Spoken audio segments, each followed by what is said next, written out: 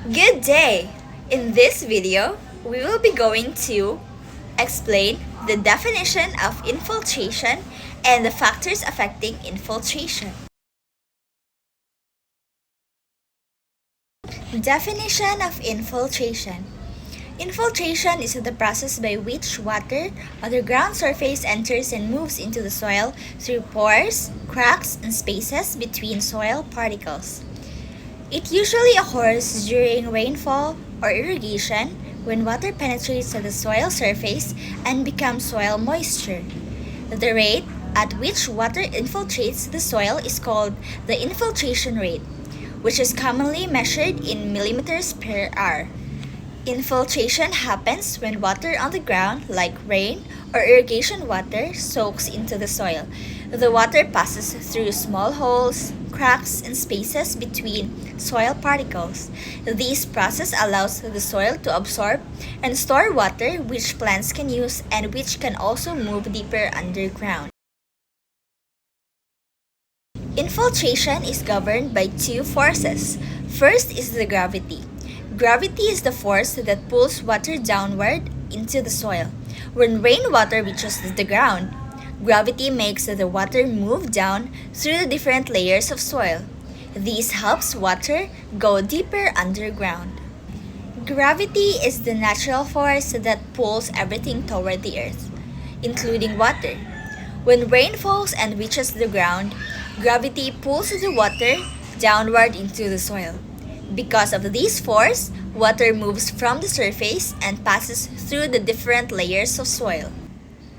As the water moves deeper, it fills the empty spaces between soil particles. This process helps store water in the soil and can also allow the water to reach groundwater sources underground.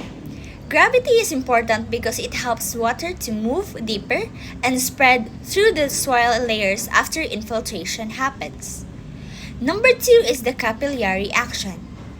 Capillary action is the ability of water to move through the small pores and spaces in the soil due to the attraction between water molecules and soil particles.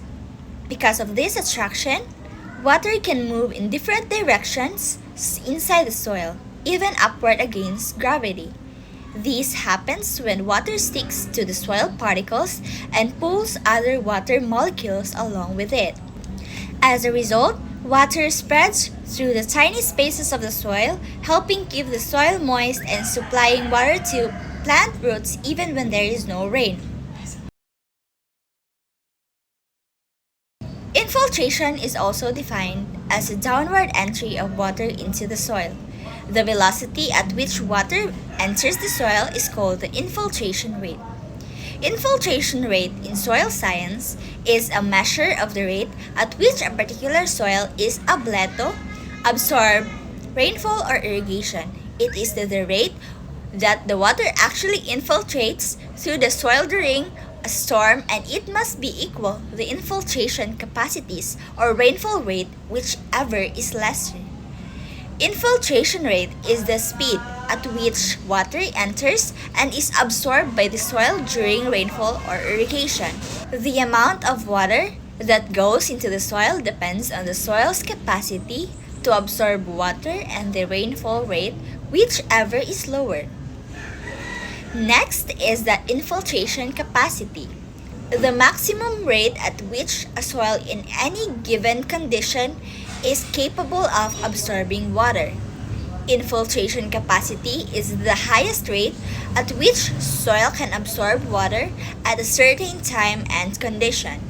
It shows the maximum amount of water that the soil can take in from rainfall or irrigation.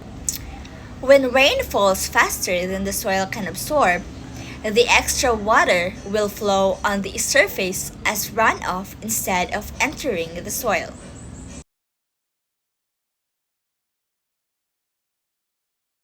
So what is the difference between infiltration and percolation? When we say infiltration, the entry of water into the soil through the surface, while in percolation, the process of downward movement of water into soil once water enters into the soil.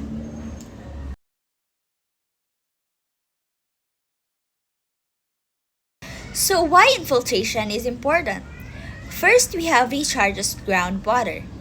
Infiltration helps rainwater move down into the soil and reach underground water sources called the groundwater. This helps refill wells, springs, and aquifers that people use for water. Second is the supplies water. It is used for plant roots. When water enters the soil, it becomes available for plant roots to absorb.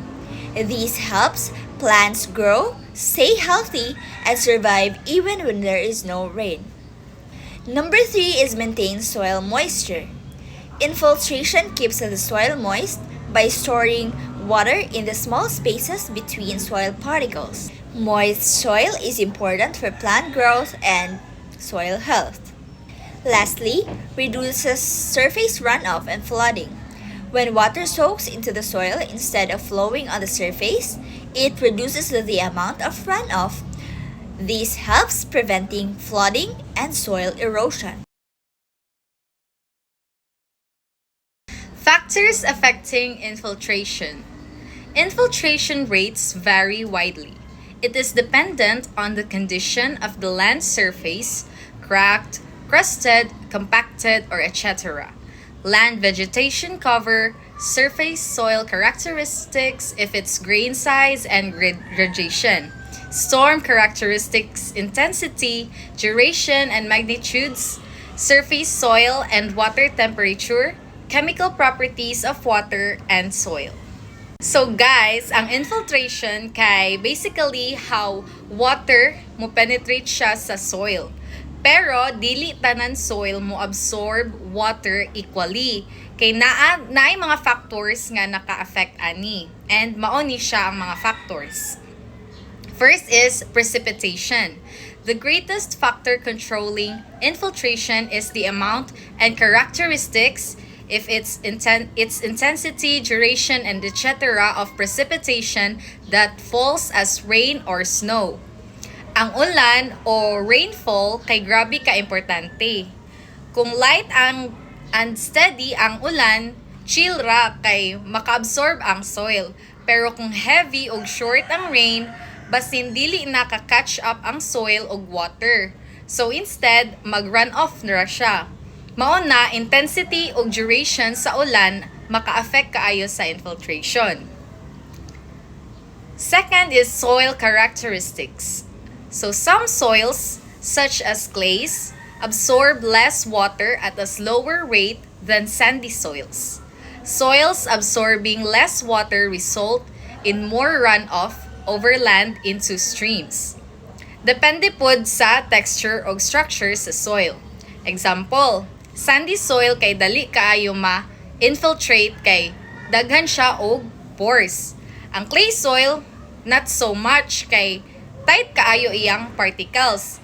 Plus, if ang soil kay well-structured siya, daghan siya og pathways para sa tubig. Next is the conditions at soil surface. Even if the subsoil has excellent under drainage, but at the surface soil pores are sealed due to turbid water or by inwash of fine soil particles, it may prevent entry of water into the soil and infiltration rate will be low. Kung loose o porous ang soil, dali ra mo absorb ang tubig. Pero kung compacted siya, crusted or sealed, like tungod sa heavy rain or human activity, lisod na para sa tubig mo penetrate. Ang rocks, debris o concrete kay makablock pud siya sa tubig. Next is soil saturation. Like a wet sponge, soils already saturated from previous rainfall can't absorb much more. Thus, more rainfall will become surface runoff. So kung dry ang soil, fast mo infiltrate ang water kay empty pa man ang pores, pero kung wet na siya, hinay na ang absorption. Kung full saturated na pod, huwag kaayo kay runoff na ang mahitabo. Next is type of vegetative or land cover. Some land covers have a great impact on infiltration and rainfall runoff. Vegetation can slow the movement of runoff, allowing more time for it to slip into the ground. So, we all know guys na vegetation is life. Plants o trees create channels sa soil gamit ang roots. So, water can go deeper. Plus, ang plants kay mo protect soil gikan sa raindrop impact, so less compaction. If dense ang vegetation, higher infiltration kaysa bare land or urban areas. Next is soil temperature. If saturated soil mass gets frozen due to severe low temperature, it becomes nearly impermeable. It affects the infiltration. Kung init ang soil, ang water mo flow siya smoothly. Pero if cold or frozen ang pores, mablock sa ice, so infiltration makay-ma-stop. Next is human activities on soil surface. If the soil surface gets compacted due to construction of roads, operation of tractors, and other farm implement, sand machinery, the soil porosity of the soil is decreased. So, human activities, construction like farming or kanang heavy machinery, kay makapakompact man na siya sa soil. So, if more compact, less ang water absorption. Plus, concrete o asphalt na wala na infiltration guys, it all becomes runoff. Next is slope of the land. Water falling on the sleepy slope land runs off more quickly and infiltrates less than water falling on flat land. So if steep slopes, it is equals to water runs away fast. So less infiltration.